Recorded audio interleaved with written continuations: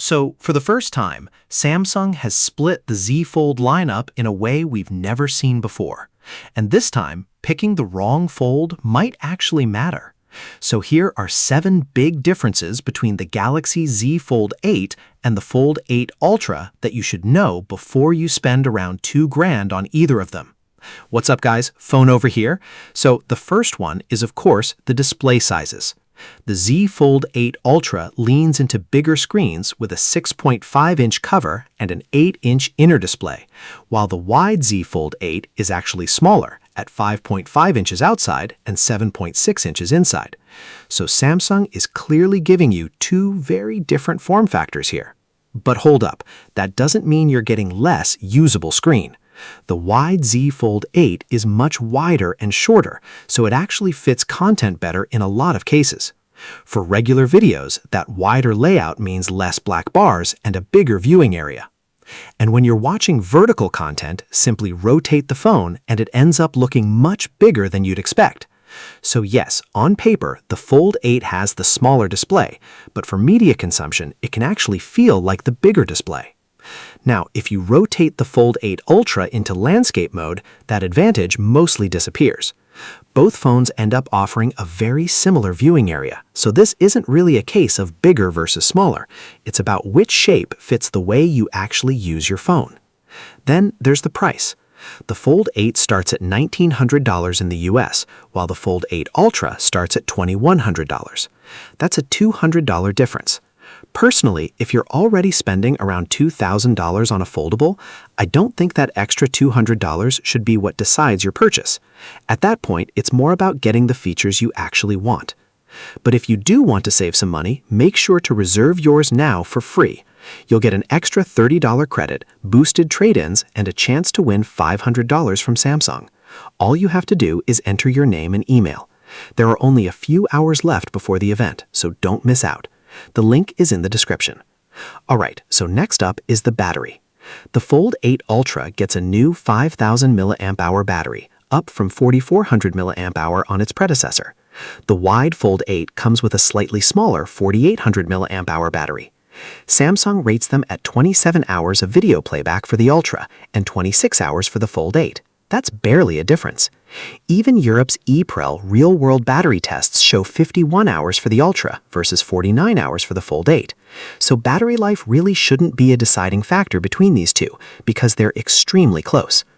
Now, let's talk about the cameras because this is where the biggest difference is. The Fold 8 Ultra gets the full flagship setup with a 200-megapixel main, 50-megapixel ultra-wide, and a 10-megapixel 3x telephoto camera. The Fold 8 drops the telephoto entirely, so there's no optical zoom. It also uses a 50-megapixel main camera instead of the Ultra's 200-megapixel sensor. Everything else, including the selfie cameras, is identical.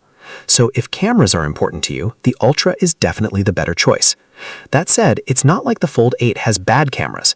Its main sensor is the same one found on the S26, and it uses the exact same ultra-wide camera as the Ultra.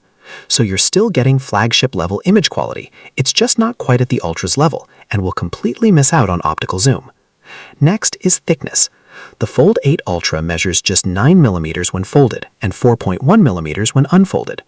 The Fold 8 is slightly thicker at 9.7mm folded and 4.5mm unfolded.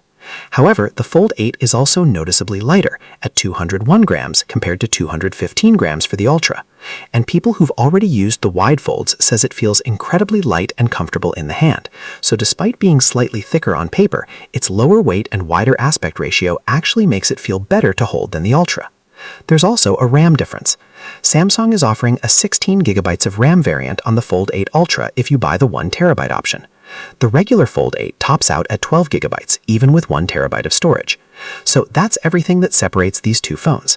Let's talk about what they have in common, because Samsung is bringing some huge upgrades to both models. The biggest improvements are to the display, and there are 6 major upgrades here. First, the display is much brighter. The Fold 8 Ultra now reaches 3600 nits of peak brightness, up from 2600 nits on its predecessor. Second, Samsung has added an anti-reflective coating on the Ultra's inner display to reduce glare and reflections. Third, both models get a higher display resolution, so text, images, and everything else should look noticeably sharper. Fifth, the ultra-thin glass is now 33% thicker, making the display stronger and giving it a more glass-like feel. And finally, probably the biggest improvement of all, Samsung has reduced the crease dramatically on both phones. Early impressions suggest it's now far less noticeable than on previous generations.